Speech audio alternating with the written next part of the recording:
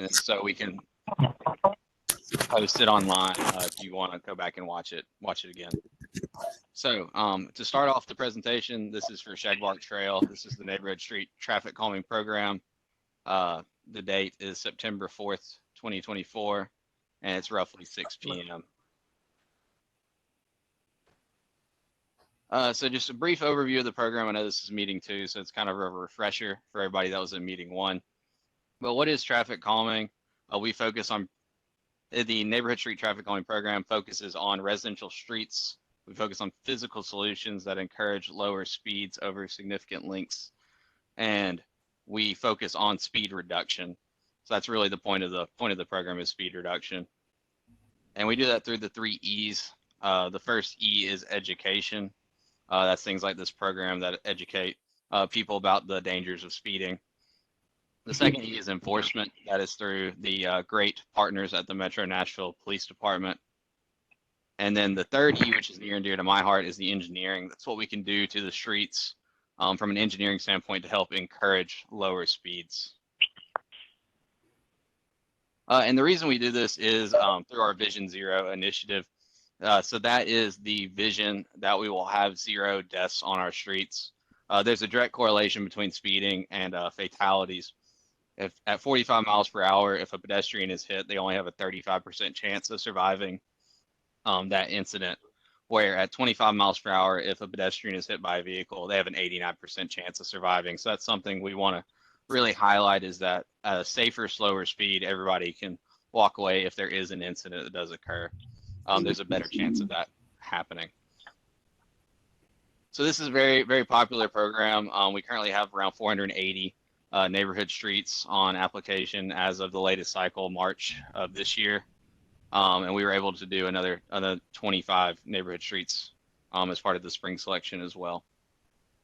If you have anything outside the Neighborhood Street Traffic Calming Program, please put it in the hub. That is 311 you can dial, or you can use hub.Nashville.gov. There also is an app. You said both. You said no at first. Sorry. So you got hub.Nashville.gov, or there is the app. I will say, as a resident of Davidson County, I have used the app to fix sidewalk that was broken in front of my house.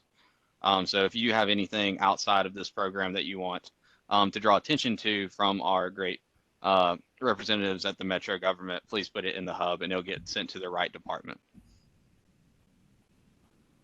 So the location map for Shagbark Trail is between Ashford Trace and Summercrest Trail. That's the section that we are looking at here, and we'll start digging into the specifics of this particular project.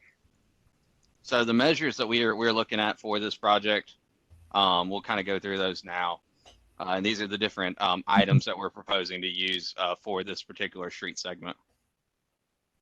So the first item is a speed table.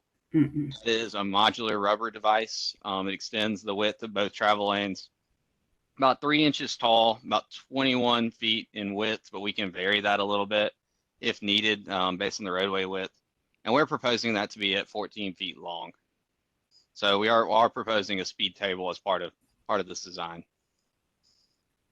And we do know that these work. So we have taken locations at cushions and tables. I think this data right here is from 6 different speed cushion locations, which is still a 3-inch vertical measure. We were able to reduce the average speed of where those were placed from 31 down to 22, and we were able to reduce the 85th percentile speed from 37 down to 25. So those do work, and they are great options for putting a physical measure to reduce speeds. Excuse me, was there a question? Can we all mute ourselves? If you're not the presenter, please mute. Thank you. Carry on, Harrison. Thank you, council member. So another thing that we are proposing is the radar feedback sign. Those do have an average speed reduction around 6 miles per hour.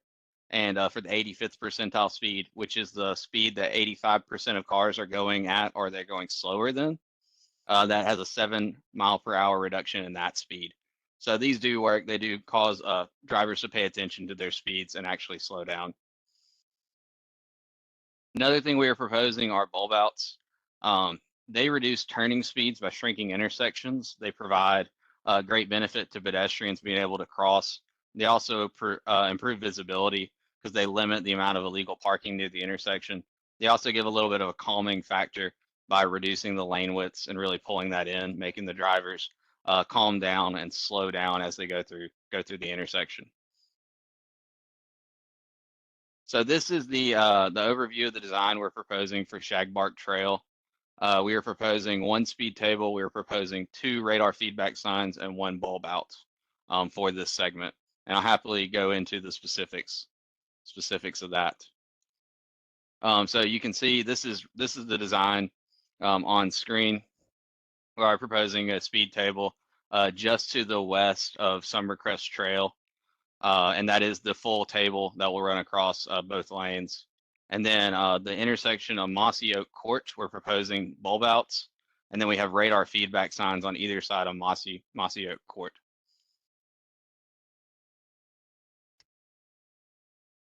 And then this here is a picture of what the bulb out is. It's bringing the lanes in to around 11 miles per hour, moving the stop bar locations, and then providing a little bit of a shorter pedestrian path from the sidewalks on the south side of the intersection.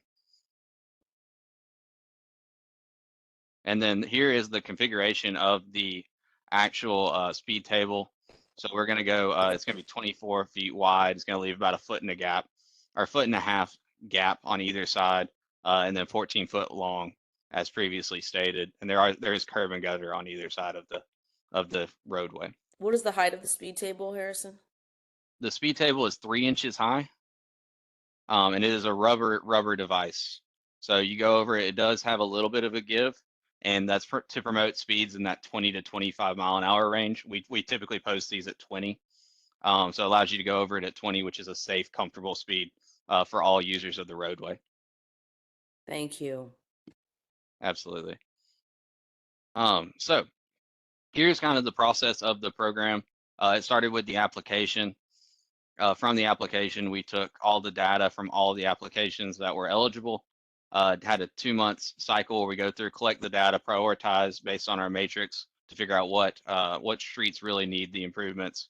We had our first neighborhood meeting where y'all were able to have input on the design. Then from that point on, we did a refined design. We went out in the field, took measurements, made sure that everything worked out from an engineering standpoint. Y'all requested a second meeting with the neighborhood, which is definitely a good route if you have any questions or want to see the design again. So that's where we are right now. Is the design that we were proposing has been shared based on what we were able to take from the first neighborhood meeting, and then also what we found in the field when we were refining our concept, making sure that we were using good engineering judgment. After this meeting, this will go to an online ballot. The ballot has a 6-week window for voting, and we need 66% favorable votes for this to move forward into construction. From the construction side, it does take about 6 to 8 months, can take up to 10 if necessary. That because there is a queue, it is a very popular program, but we're trying to get y'all into the line as quickly as possible so that we can get this installed, assuming that it does go through with a successful ballot. The balloting looks very similar to the mailers that you were sent out. So there's a picture on screen and then a picture of the website that you'll be directed to. Every single ballot has a unique ID code that is unique to your address. That's making sure that you get 1 vote per property. The voting is open for 6 weeks. There'll be a date on the ballot that'll say when you can vote by. And then it's just a simple yes or no. And we need 66% of the people who vote to vote yes for this to pass. So if 3 people vote, we need 2 people to say yes. If 10 people vote, we need 7 yeses. So it's purely of how many people vote. We need 66% of those people to vote yes for this to pass. And then here is the ballot zone. It is all the properties that front the project area and actually have property on the right-of-way of Shagbark Trail. It is the residential owners, churches, and schools. Everybody gets 1 vote. If you do own multiple properties, that doesn't mean you get multiple votes. You still get 1 vote. So if there's a vacant property, which I don't think there is for this stretch, they would be ineligible, and then any businesses would also be ineligible. So it's only homeowners, schools, and churches, and it is only one vote per owner. And the ballots do get sent to the address of the homeowner that is on file, which is not necessarily the address on Shagbark Trail. So if you did purchase your home and you use like a PO box or something else, it would get sent to that address. So just make sure if you don't see anything to reach out so that we get the ballots to the right people.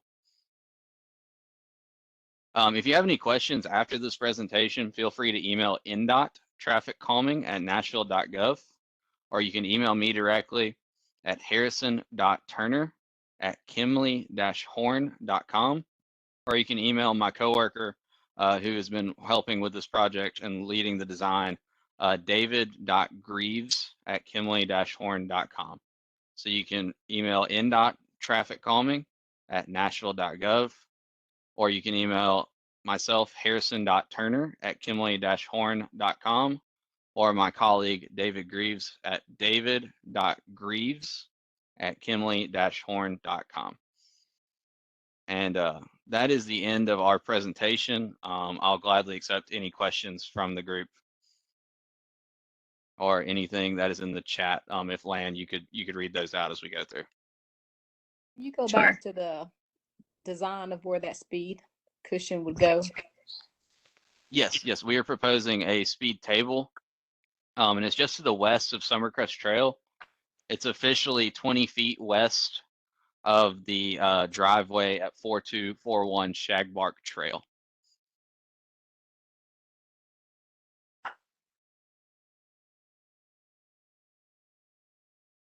Where's the second one going? So unfortunately, based on our field review, and due to the slope of Shagbark Trail, we're not able to fit a second cushion. We were able to put 2 radar feedback signs, one in each direction, and then we'll do a bulb out at Mossy Oak Court. But the speed cushions and speed tables are only allowed to be installed on relatively flat roadways. So we were not able to install a second one. We weren't able to make the grades work out to be able to find a safe place to put the speed cushion per the manufacturer recommendations of slope. So we were able to fit the first one over near Summercrest Trail, but we were unable to get one closer to Ashford Trace, and that's purely based on the grade of the roadway. We have parameters that we're not able to go outside of, and unfortunately, this road was too steep to put a speed table or a speed cushion closer to Ashford Trace. That's the That joy defeats of the purpose. Right. It's not going to work. I mean, they still don't have that long stretch to speed up to that speed table. Going to do. Excuse me, this is Joy. I spoke with David, and David said that there would be 2 speed tables. So I'm going to, if we may, put a pin in this, because I understand that people are upset about not having 3, but I was told 2. So if we need to figure out how to do the 2, then that's probably what we need to do, and I can call NDOT tomorrow to discuss it. But let's continue speaking beyond that, and I will circle back around constituents with the outcome. So much So- joy.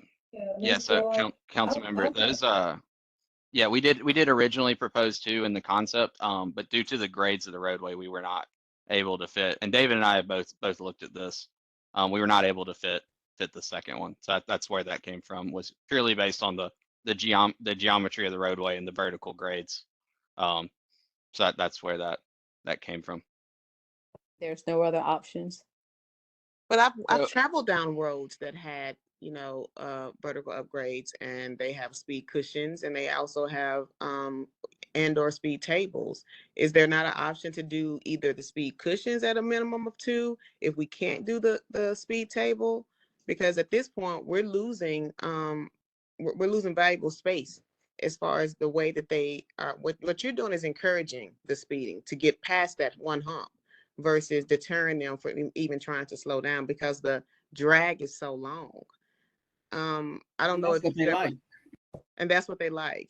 And if you've never waken up with your children to a car sitting on top of your mailbox, you don't understand what that feels like to even be scared to go and check your mailbox. So one is not enough. We're next to an elementary school. We're the main walkway. There's no safety patrol. There's nothing. These kids are dashing across the street between Morningside and Shagbark Trail trying to get home. So what's going to happen is exactly what you said was your fear and what your mission was in the beginning of the call, was to protect the people. And you're not doing that, especially the children, because somebody's going to lose their baby. Yep. Guaranteed. That's a great comment. And that is why we're doing the bulb out and the radar feedback signs. We do know that we would prefer to be able to put a table if we could, but because we cannot put a table, this is kind of our recommended solution. And they do have good results. The radar feedback signs do have an average speed reduction of around 6 miles per hour and a 7 mile per hour reduction on the 85th percentile speed. And then the bulb outs do create a narrowing effect that does promote slower vehicle travel speeds. So we are trying to put in our install measures that we can, given the geometry of the roadway and the vertical grades. Unfortunately, that doesn't allow for a speed table on the southern side. We do have the bulb outs and the radar feedback Will signs it there allow for a to speed help cushion? promote that. Will it allow for a speed cushion? So the cushions and the tables have the same restraints from a grade standpoint. So is there any other option to move past beyond the cushion or the table? Is there another structure that could be placed there that is a bit shorter or less in depth? Yeah. So unfortunately, it's the change in the vertical grade, and then the manufacturer's recommendation based on the items that we have. So we have the radar feedback signs and the bulb outs, and that's really what we typically use whenever we don't have the ability from a grade standpoint to install a table or a cushion. We do understand that we would prefer to install a cushion or a table, but just due to the grade of the roadway, we cannot. Yes. Okay, so I have two things. One, that's the beauty of the street with these dragsters. They love coming down the hill at high speeds and they love going up. They can gas up their cars and go straight up the hill. There's nothing to, they don't care about signs and the little radar things. And the other question is, what is the bulb outs? What's going to be there? Just some lines in the streets? So here's the bulb outs. So what we're doing is we're bringing the lanes into 11 feet. We're bringing the radiuses into 20 feet, which is pretty tight for a radius, particularly if you're doing anything more than just a standard passenger vehicle. And we're adding in the flexible delineators all the way across it. So it will have a narrowing effect and it will have a vertical element of the flexible delineator, so that it does catch the driver's eye, and creates these 11-foot lanes in either direction, which brings the pavement within a decent bit because it is a wider roadway. Mm. I do have a couple questions online. So in the chat. The first one is the ballot online only. So you do get the ballot, and the online portion is how you insert your vote. However, there is a phone number on the ballot, so if you cannot use a computer or do not have access to one, you can call the number. The next question is about the presentation. Yes, the presentation will be available after the meeting. We will get this over to NDOT, and they will post it on their YouTube channel, which will be accessible from the Traffic Calming website. So that is those are the answers for the questions I'm seeing in the chat. But any others from the people? There is. I have a question. Yes. Where is Absolutely. the original draft that when in the initial meeting that offered for the 2 speed cushions? Because in that meeting, we were told that we would have an option to vote between which ones we would want, the new one that you're presenting today and the one that was presented at that time. So is that one, where is that one? So we can look and see if that's something that we want to move back to. Second, being that our homeowner association has already allotted funds for us to have speed cushions placed, Joy, do we have to use the manufacturer that's being used now to suggest this for our road, or can we use other resources now that we have the approval from Metro to have them placed? So in order for you to be able to pay for your own speed humps, it does still fall under the approval of NDOT, for whatever materials you purchase. And I'm assuming that you know that it's around $60,000 if you do it on your own, versus this NDOT process. Again, they would have to approve to be sure whatever you selected were the right materials Mhm. to be installed. Okay. Miss Joy, Yes. hey, this is Tamala. I live directly on Shagbark Trail. Okay. I have a few comments. Number one, from a project standpoint, at our last meeting, we had already discussed with NDOT, we were going to have one speed cushion or table.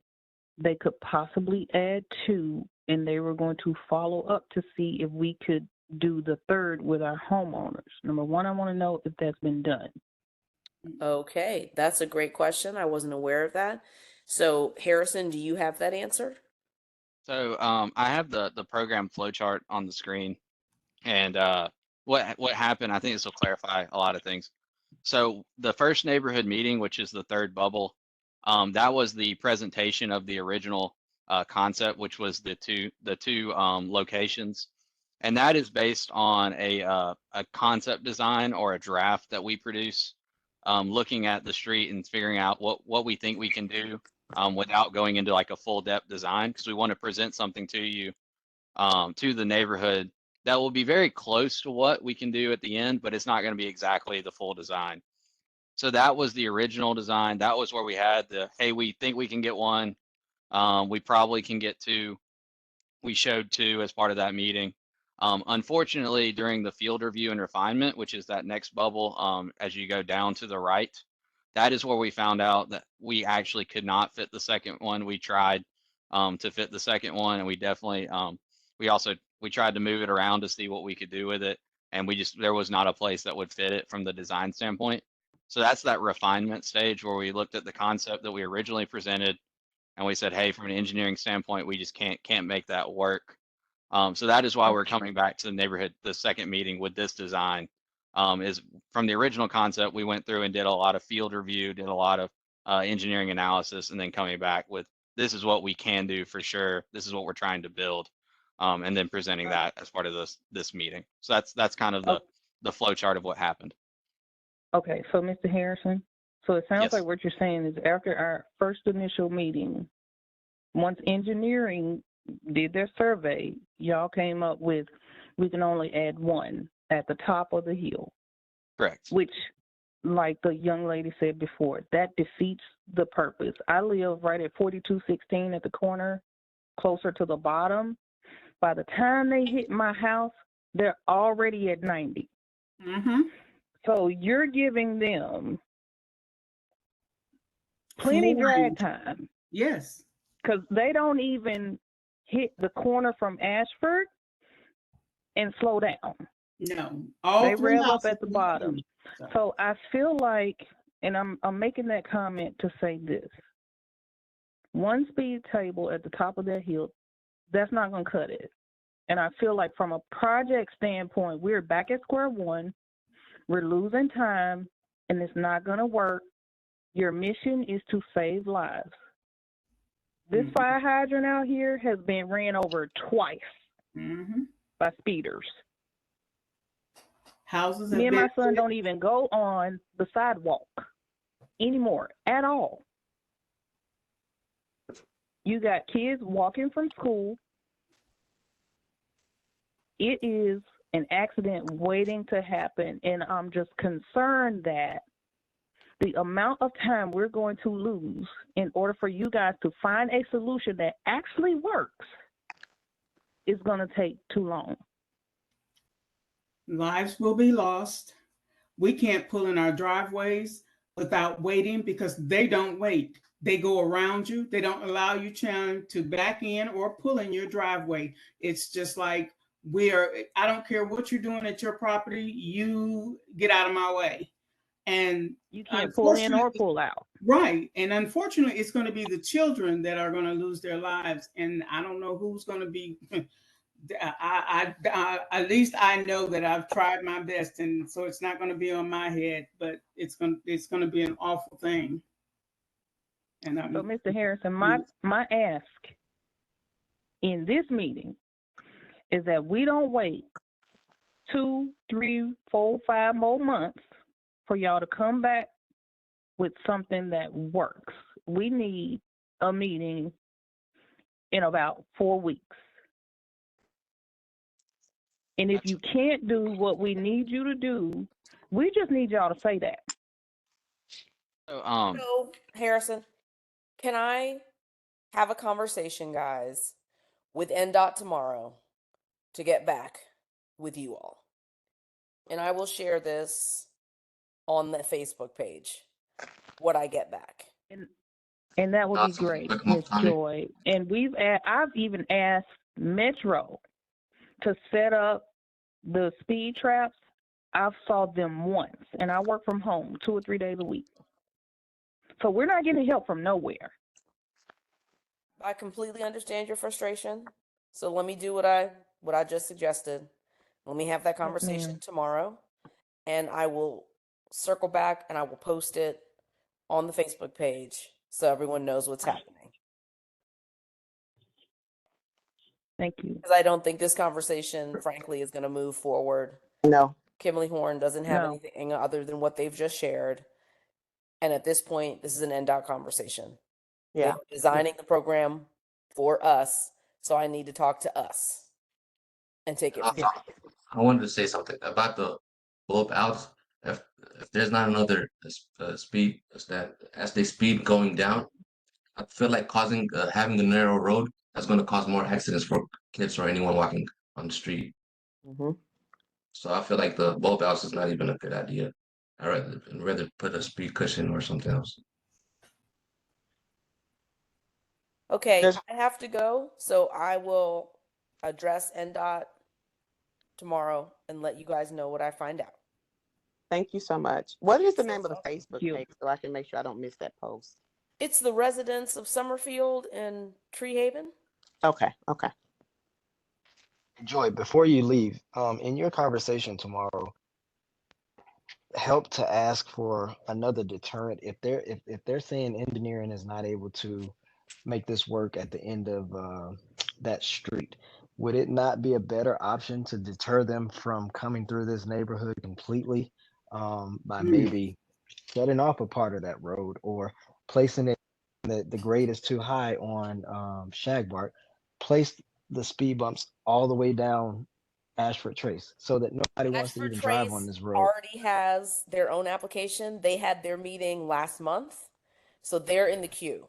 So Shagbark and Ashford Trace and one other street in the district were approved last year in 2023 during the budget. It's just taken a long time for us to get here. So if that makes you feel better, Ashford Trace is about to have several speed humps. No, it doesn't make me. And that takes care of that end. But from a Murfreesboro Road, even the roundabouts in that Mountain View, Mountain Springs, that's not even a deterrent. Oh, I mean, I'm sure that it's not at all. It's still a pass through, and unfortunately, I'm making the request about being able to put them all down the same street because it's a different street in a different community. Like I said, I'm going to have to go and get those 4 signatures so I can submit for Mountain Springs Road to have their own traffic calming. But in the meantime, I would also suggest, and I'm going to tell Joyce this as well. I think as a community, if you all have $60,000 that you can use towards putting down traffic calming measures, another thing for you all to consider, frankly, is getting license plate readers. Because the readers take pictures of the plates, and if you know that someone is coming through and it's a problem, if you guys register, and we had them in our neighborhood, if you get everyone's license plate, you can know who's doing this, and through the HOA, they can hold people accountable. So it's another thing to think about. You do even a 4-way stop? I'm sorry? Can you even make the corner of Shagbark and Mossy a 4-way stop? I don't know. It's just a suggestion. I'm looking at this map. Shagbark and Mossy Court. That's where the readouts are, or whatever those things, bulb outs. The bulb outs. I mean, the readouts, they're not going to pay attention to that at They're all. not. They're not. They're probably They not going to shouldn't pay work attention on to those. stop signs either. But I can ask the for threat a of maybe traffic a study ticket. to be done there. That's what has to happen first for a stop sign. It used to be as simple as asking for a stop sign where it made sense, but now they have to do testing. So I can make that request for Shagbark and Mossy Oak. And if it comes back and says that yes, it qualifies, then the order will be placed and those signs could be put there. And maybe the stop sign and the bulb outs are helpful, but Yeah. let me go So and check on what I said I would check on, and then I'll just get Okay, back to you guys. thank you. I'm going to turn this back over to Harrison. thanks, Councilmember. And I would like to say for stop signs, that is actually, there's a list of warrants you have to satisfy per the Manual of Uniform Traffic Control Devices, which is a national document that is over all 50 states. So there is a list of criteria you have to hit. And that's why that traffic study is required, to make sure that you hit those criteria to use a stop sign. So could you So all, I'm sorry. So could you all put license plate readers out? So that's not a part of the program. We don't do license plate readers as part of the neighborhood street traffic calming program from NDOT.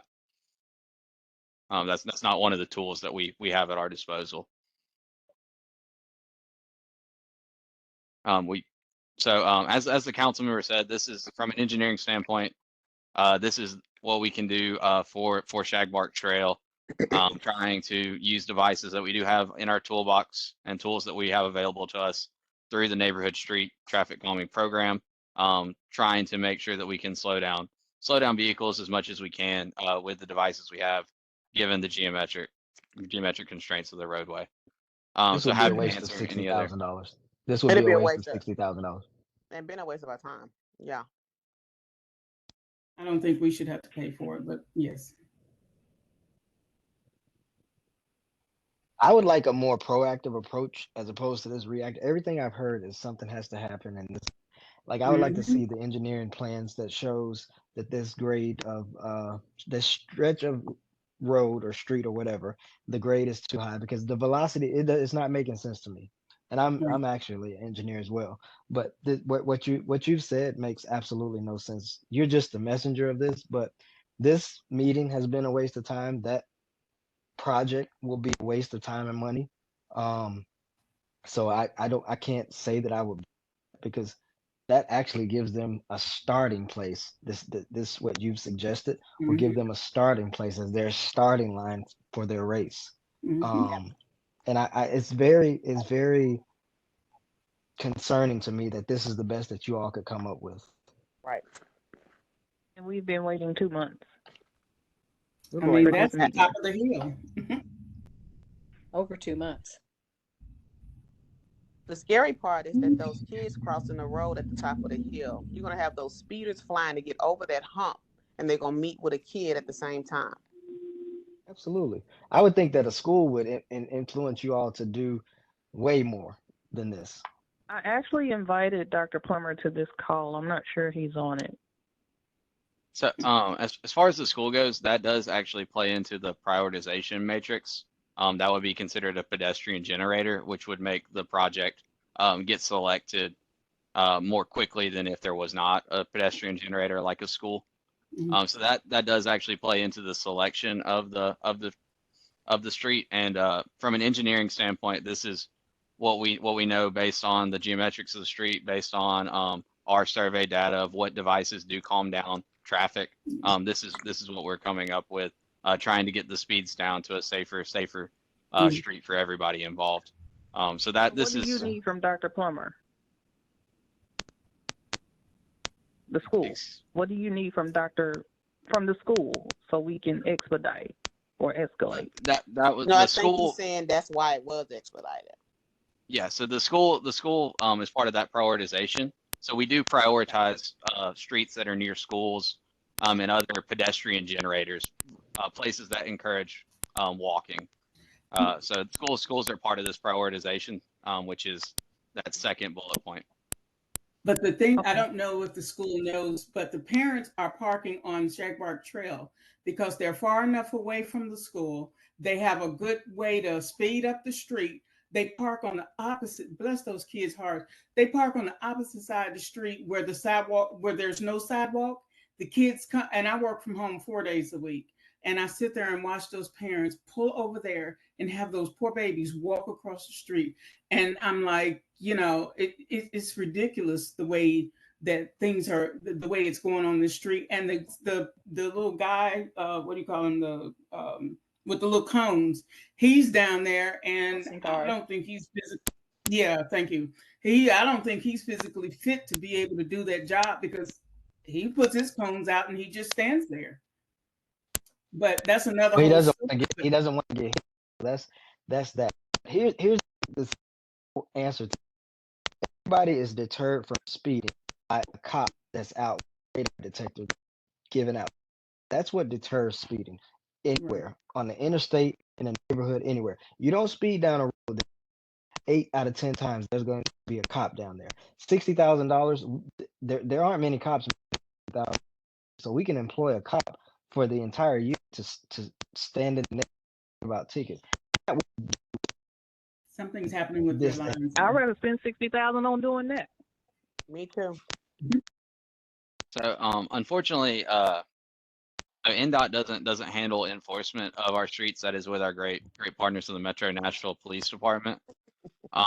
So anything enforcement related is outside of the program. What we do is from an engineering side, with those tools that were provided in meeting one, we selected the ones that fit the geometrics of the street, with the grade, and then place them in the appropriate distances to promote a slower speed based on what we can do, once again with the street and with the grade that it's on. So any other questions about this particular design before we move forward? I know the council member said that she would reach out to NDOT just wait on moving her. forward. Yeah, I just think we need another answer for response. I don't have any other questions. All right. So Harrison, I have one final question. I'm sorry. So you're saying outside of speed tables and speed cushions, there are no other alternatives for any type of deterrent to be placed on the road outside of those two options? So or are those the only two options you guys are looking at? So the first meeting, we went through our list of tools that we're available to pull from. And the two vertical measures that we use are speed tables and speed cushions. Those are the vertical devices that we prefer to use anywhere we can. And when we cannot use them due to very similar to roads like this, which Nashville is very hilly, so this type of situation does happen. That's when we really like to use those radar feedback signs. And then the bulb outs are typically used anywhere there is a wide intersection that we think we can take away some of that pavement and kind of narrow it down to make it safer from that standpoint. Okay. Harrison, were you one of the engineers that came out to look at this? I did not personally come out to look at it. David Greaves, who is the second name on that list, has been out in the field along with other members of our team. We do have a fairly robust team that goes out and views it in the field, taking measurements, levels, that sort of thing. I have reviewed it from a desktop review and taken all the information they have to present this to you. In your opinion, do you really think from the bottom of Shagbark and Ashford Trace to the top of that hill that this will deter speeding? I do think it'll make a good dent in the speeding. The radar feedback signs do have, and I'll flash it on screen. They do have a proven success rate of 6 miles an hour on average, 7 on the 85th. That is actual data from Davidson County. Also, as a driver, those bulb outs do a good bit to really narrow the road and make you pay attention as you're driving, so you don't just fly down a sea of pavement. They really do narrow it in. So as a driver, I actually really like the vertical sticks just from a visual standpoint, or the flexible delineators, just because it does make me personally pay more attention and slow down. So you said it's concrete going to be there, or just what's going to be? No, it's a flexible delineator. So this is a good example. The top right corner. Oh, those. Okay. Yeah. And this one, the bulb outs are not quite as wide, so those delineators are going to be closer to the white stripe. I live over in East Nashville, and we have several streets like this all through, particularly like the Inglewood area. And they do actually make you pay attention and slow down. As a driver, it makes you feel like the road is really narrow and you have to really pay attention and can't go as fast as you used to. So from a personal standpoint, which is anecdotal, and then from a stats standpoint, we do have data that says that these measures do decrease speeds. And only the people on Shagbark that you have highlighted, those are the votes, correct? Correct. I'll show the ballot zone again. Yes. So we only ballot people that directly front the streets or the limit of the street with the traffic calming project. Okay. And the reason is we want people that are voting to be the people that live, work, and play, the ones that are most affected by people speeding. So it is purely the people that are affected, the ones that do have cars run in, hit their mailbox or hop the curb into their yard. We want those people to have the vote, and that's why we ballot the people directly affected by the project. Okay. Yes, happy to answer any other.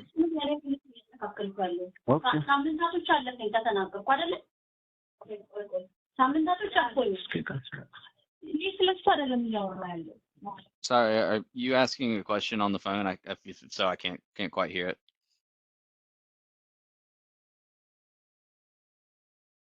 All right. Any other questions I can answer as far as the process goes, or any of the measures? If we do not vote for this, what happens next?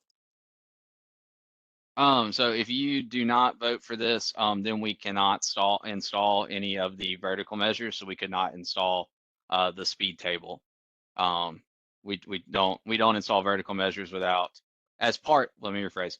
We do not install vertical measures as part of the neighborhood street traffic calming program without a positive vote of the people in the ballot zone. So you would not get the speed table over near Summercrest Trail if this does get voted down without going through another application and a new selection cycle and a new design.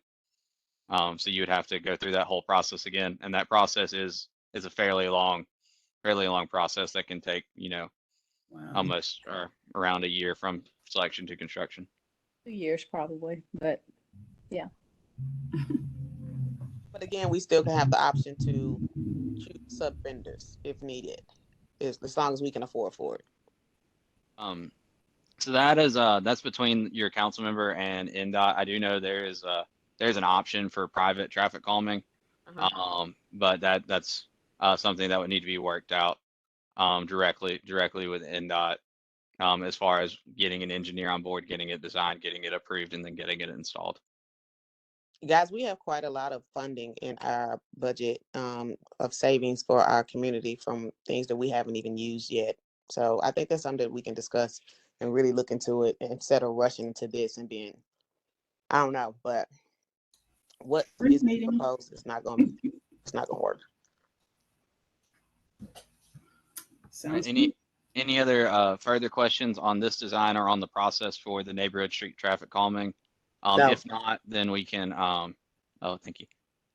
If not, then we can go ahead and end the recording. We can end this meeting. So I'm going to flash my email back on screen. So that's the NDOT traffic calming email. That is my email. That is David Greaves' email, who has been designing this project. So that's the three of us. We'll all take your questions, and then we'll wait for the council member to talk with NDOT directly, and then pending that conversation, we can either send out ballots or move forward from that at the direction of your council member. Does that sound good with everybody? Yes, thank you. Awesome. Well, thank you all so much for caring about your community. I greatly appreciate communities that care.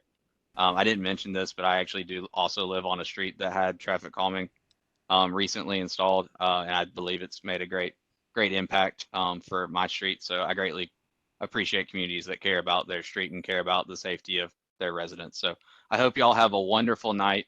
And if y'all have any other questions or anything else, please do not hesitate to email me, email NDOT, or email David Greaves. But thank you very much.